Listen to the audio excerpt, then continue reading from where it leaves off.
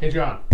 What's up, Mike? Live fire or misfire? Oh, I love these. All right. Under Chapter 135, Okay. we are required to lock up ammunition when not in use. Actually, hey, that's a misfire. So we do have a requirement to lock up ammunition that's not in use, but it actually comes out of Fire Code 527 CMR 1.00, and it states that ammunition not in use has to be in a locked cabinet, closet, or box when not in use in its original container. So take a look at 527 CMR 1.00 for all your information questions on ammunition. Cool. Yeah, excellent. Glad to help. Cool.